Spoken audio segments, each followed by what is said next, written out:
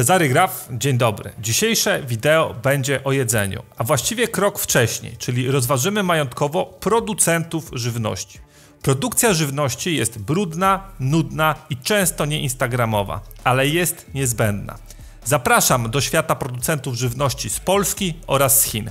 W sensownym koszyku majątkowym powinno znaleźć się miejsce na dobre firmy spożywcze. Pod koniec tego wideo znajdzie się wyjaśnienie, czym jest przegląd 50 apetycznych firm chińskich. Legenda mówi, że 5 października 1789 roku pewna kobieta, szukając bezskutecznie chleba na jednym z paryskich targów, w akcie rozpaczy zaczęła bić w bęben. Chciała dać znak innym do protestu. Do tej kobiety dołączali kolejni głodni i zdesperowani. Finalnie kilkutysięczna grupa ludzi podjęła marsz na paryski ratusz. Później ruszyli na Wersal. Efektem tych niepokojów było wymuszenie na królu Ludwiku XVI wielu ustępstw. Październikowy marsz na Wersal okazał się być punktem zapalnym w rewolucji francuskiej. Był kluczowy dla losów króla Ludwika XVI, któremu następnie obcięto głowę dnia 21 stycznia roku pańskiego 1793. W historii ludzkości często powtarzały się takie sytuacje. Wszystkie te sytuacje prowadziły do tego samego dla władzy wniosku. Nie zapominajcie o zaopatrzeniu w żywność. Nie zapominajcie o producentach żywności. Brak jedzenia szybko dezintegruje system i wprowadza totalny chaos.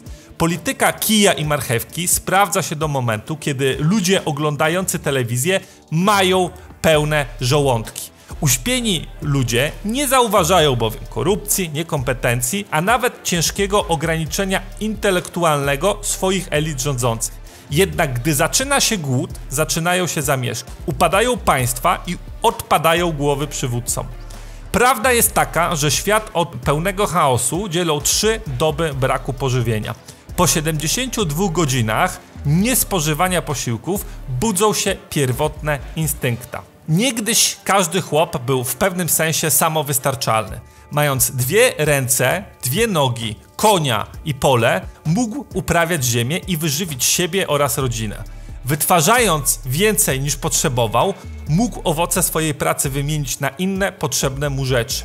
Jakość życia była oczywiście wtedy niższa, ale system był znacznie prostszy i można zaryzykować tezę, że bardziej antykruchy. Człowieka mógł zastąpić inny człowiek. Konia mógł zastąpić inny koń, a ziemia dawała plon. Jeżeli coś się wysypało, to na poziomie wioski albo regionu, a nie atomowo na całym świecie. Społeczeństwo w osadzie miało wspólne cele i rozmnażało się dynamicznie. Człowiek był zależny od pogody, swoich umiejętności, zdrowia, rozsądku i kilkudziesięciu ludzi go otaczających. Dzisiejszy człowiek jest uwikłany w znacznie więcej zależności. Przede wszystkim nie potrafi sam generować tego, co jest mu potrzebne do przeżycia. Dodatkowo, niekiedy mając całkiem niezłą sytuację majątkową, sam ją sobie pogarsza. Polega na rozbudowanej sieci podmiotów i ludzi, którzy za niego teoretycznie mają rozwiązywać problemy, niestety często tworząc przy tym nowe. Dzisiejszy człowiek opiera się na nich, bo wierzy, że nie ma innego wyjścia. Polega na nich, mimo że często nawet nie rozumie systemu połączeń, w którym uczestniczy.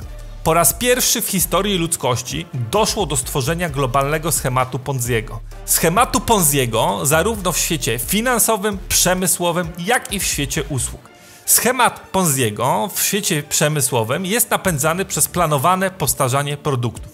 Na czym to polega, wyjaśniłem w wideo Dlaczego Twój smartfon zepsuł się tuż po okresie gwarancji, dostępnym na kanale Naukowo TV. Dodatkowo nie do końca potrzebne, a często kupowane usługi w świecie usług dokładają cegiełkę do globalnego schematu Ponziego. Jesteśmy w błędnym kole. Kupując jedną rzecz, już w momencie zakupu tej rzeczy zaczynamy pracować na dokładnie taką samą rzecz. Niewątpliwie bowiem będziemy musieli odkupić podobną rzecz już niebawem. Ta dopiero co kupiona rozpadnie się. Nie jesteśmy w stanie, poza kilkoma wyjątkami, czyli nieruchomościami, dziełami sztuki i drogimi zegarkami, niczego w życiu tak na dobre się dorobić. Bardzo niewiele rzeczy wytrzymuje dłużej niż 10 lat. Biegamy zatem w kołowrotku. Tak to zostało zaplanowane. Jest jednak możliwe produkowanie rzeczy trwałych. Produkcja samochodów w Niemczech jest zależna od fabryk na Tajwanie. Produkcja energii bierze się z ciężkiej i skomplikowanej pracy.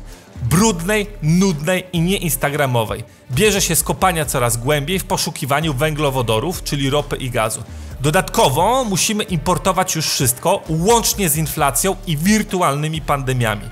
Niezwykle skomplikowany i bardzo kruchy system trzymał się w całości dzięki temu, że mieliśmy zaszczyt żyć w świecie powojennej odbudowy. Świat był kontrolowany przez jednego hegemona, jednego policjanta, Stany Zjednoczone.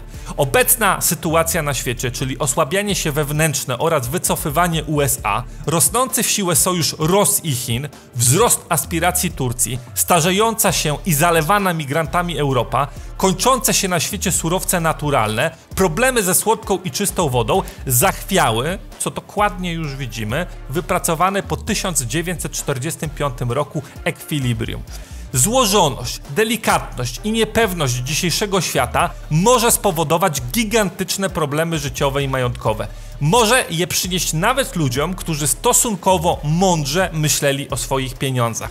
Każda zapobiegliwa osoba powinna dogłębnie rozważyć, czy jest odpowiednio zdywersyfikowana geograficznie i majątkowo wobec obecnych wydarzeń geopolitycznych. W przypadku dużej zawieruchy ekonomicznej i geopolitycznej potrzebne są twarde umiejętności zawodowe, zdrowie fizyczne oraz zdrowie psychiczne połączone ze zdrowym rozsądkiem. Z punktu widzenia zaś majątkowego, złoto i srebro pod własną kontrolą, dolar amerykański, juan chiński, dolar hongkoński oraz dobrze kupione akcje chińskie i amerykańskie. To jest warte rozważenia. Interesujące majątkowo są także nieruchomości w krajach, w których rodzą się ludzie, w których stopy procentowe są wciąż wysokie i nie było w tych krajach jeszcze akcji kredytowej, szerokiej akcji kredytowej.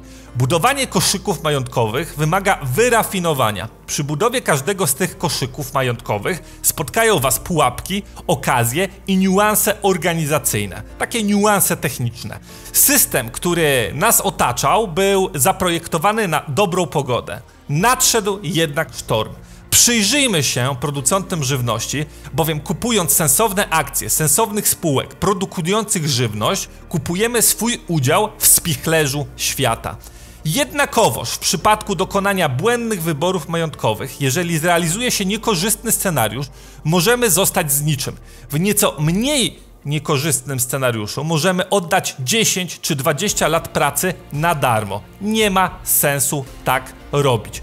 Przyjrzyjmy się, jak wygląda sytuacja zaopatrzenia świata w żywność i w którym kierunku zmierza rozwój wypadków w branży produkcji żywności. W ostatnich kilkudziesięciu latach znacząco poprawiła się jakość życia przeciętnego mieszkańca Ziemi. Poziom życia wzrósł na wszystkich kontynentach. Pojawiły się nowe technologie. Były dostępne tanie węglowodory, czyli ropa i gaz. Masowa produkcja oraz dostęp do łatwo dostępnej i stosunkowo niedrogiej energii w postaci taniej ropy naftowej, gazu i węgla wyniosły standard życia ludzkości na wcześniej nieznane poziomy. Dodatkowo rewolucja przemysłowa pozwoliła produkować żywność taniej, jednocześnie zmniejszając potrzebną do produkcji siłę roboczą. Udział populacji pracującej na roli spadł z 53% w 1950 roku do około 10-15% obecnie. W krajach Europy Zachodniej na roli pracuje często mniej niż 5% populacji. W efekcie coraz mniej ludzi potrafi sama się wyżywić. Produkcja żywności została praktycznie w całości wyoutsourcingowana poza gospodarstwa domowe. Wszystko to działo się w okresie ostatnich 77 lat. W okresie, w którym nie było dużej, gorącej wojny światowej. W okresie z otwierającymi się rynkami, młodymi i często ciężko pracującymi pokoleniami powojennymi, czyli z boomersami. Ten okres, będący w szerszym ujęciu pauzą geopolityczną, spowodował, że populacja świata zwiększyła się z 2,5 do prawie 8 miliardów ludzi. Według analiz Parlamentu Europejskiego w związku z dalszym wzrostem liczby ludności konieczny będzie dalszy, duży wzrost produkcji rolnej do 2050 roku. Celne spostrzeżenie. Czy jednak dokona się to łatwo, bez tarć oraz potencjalnych dużych fajerwerków wojennych, można mieć wątpliwości. Powodów tych wątpliwości jest wiele. Więcej ludzi to dynamiczny rozwój miast i ograniczanie użytków rolnych, czyli miejsc na nowe pola rolne. Postępujące zużycie słodkiej wody, bowiem rolnictwo, aby móc produkować, potrzebuje dużej ilości wody. Dostęp do tanich nawozów i pestycydów umożliwiających intensyfikację produkcji rolnej. Dodatkowo na zachodzie mamy niekorzystną demografię, zarówno pod kątem struktury wiekowej, jak i nikłej chęci zajmowania się rolnictwem. Postępująca cyfroza oraz rosnące koszty transportu są kolejnymi czynnikami utrudniającymi produkcję wystarczająco dużego wolumenu żywności. Ludzkość może niebawem spotkać głód. Wszystko to powodować będzie, że popyt na płody rolne będzie rósł znacznie szybciej niż podaż płodów rolnych. Ceny żywności będą pączkowały o kolejne zera. Obserwujemy to w sklepie spożywczym przy kasie już. Pączkujące ceny widzimy także w wycenach niektórych giełdowych spółek żywnościowych. Nieistotne, czy wyceniana w dolarze, juanie chińskim czy złocie, żywność będzie miała swoją wartość. Firmy ją produkujące i dostarczające będą miały swoje miejsce na rynku. Prym w produkcji rolnej prawdopodobnie przejmą wielkie korporacje dzięki posiadanemu know-how, przypięciu do drukarki banków centralnych, czyli dostępowi do taniego zadłużania się. Korporacje te będą przejmować biznesy rolne kolejnych mniejszych konkurentów. Trwa przedsprzedaż przeglądu 50 apetycznych firm chińskich. Jest to konkretne omówienie najbardziej perspektywicznych chińskich spółek akcyjnych. Przegląd będzie zawierał modelowy portfel akcji, czyli portfel złożony z 17 spółek atrakcyjnych do zastosowania w majątku na następne minimum 3, optimum 5-7 lat. W przeglądzie znajdą się także praktyczne niuanse, czyli brokerzy, proces zakupu i sprzedaży, omówienie okazji oraz pułapek. Aby zakupić przegląd 50 apetycznych spółek chińskich, należy napisać e-mail na adres info@cezarygraf.pl. Myślcie mądrze o swoich pieniądzach. Akcje apetycznych firm żywnościowych, zatrudniających specjalistów, posiadających monopole i ogromne zasoby finansowe będą atrakcyjne majątkowo. Nudni, brudni i nieinstagramowi producenci żywności mogą stać się niebawem nową Nvidią, Teslą czy Netflixem. Oświeceni władcy rozumieją, jak ważne są firmy oraz ludzie produkujący żywność. Wiedzą, że zdominowanie łańcuchów dostaw żywności i energii oraz wody to narzędzia władzy. Nic tak nie demotywuje żołnierzy wroga jak puste żołądki. Mocarstwo chcące utrzymać przewagę geopolityczną musi mieć kontrolę nad podażą niezbędnych produktów. Sektor produkcji żywności zalicza się do tych obszarów. Celem jest, aby był on wydajny i zyskowny. Kolejnym celem jest, aby inne kraje były zależne od prężnego przemysłu żywnościowego imperium. Podobnie jest z innymi sektorami kluczowymi. Chcąc być mocarstwem, pali się sąsiadów, a następnie oferuje im kupno niezbędnych produktów na swoich zasadach. Proces ten ma się dobrze w przypadku Europy, palenia Europy, którą wystarczyło uzależnić energetycznie od Rosji, a produkcyjnie od Chin, tworząc z Unii Europejskiej byt niesamodzielny gospodarczo. Unia Europejska potrzebuje zasilania z zewnątrz. Chiny natomiast zachowały bardzo wysoki poziom samowystarczalności. Z perspektywy mieszkańców Polski, która nie zostanie samowystarczalnym mocarstwem, pomimo sentymentów powinniśmy współpracować z państwem lub państwami, które status mocarstwa osiągnęły. Majątkowo natomiast lepiej mieć akcje drapieżników niż akcje ofiar. Być może atrakcyjność panowania nad Ukrainą leży nie tylko w jej położeniu geograficznym, ale też w dziesiątkach tysięcy kilometrów kwadratowych czarnoziemiów oraz ludności, która przyciśnięta finansowo będzie skłonna ciężko pracować na roli. A tej pracy nie ma komu na zachodzie wykonywać. Coraz częściej, także i na wschodzie. To jest gigantyczny problem. Zastanówmy się zatem, jakie możliwości ma inwestor chcący poszerzyć swoje portfolio o spółki z sektora spożywczego. Przede wszystkim powinien pomyśleć o uwarunkowaniach geopolitycznych. Powinien zastanowić się nad tym, co wpływa na konkurencyjność produkcji oraz ryzyko prowadzenia biznesu spożywczego w danym kraju. Podstawy nowoczesnego rolnictwa to dostęp do taniej energii i gazu ziemnego. Gaz stanowi około 70% kosztów produkcji nawozów azotowych. Bez gazu nie ma nawozów. Bez nawozów nie ma produkcji rolnej. Bezpieczeństwo gazowe jest absolutnym fundamentem. Drugim czynnikiem jest siła gospodarki danego kraju oraz jego samowystarczalność. Kraje, nawet typowo rolnicze, mogą mieć problem z wyżywieniem swojej ludności. Jak to możliwe?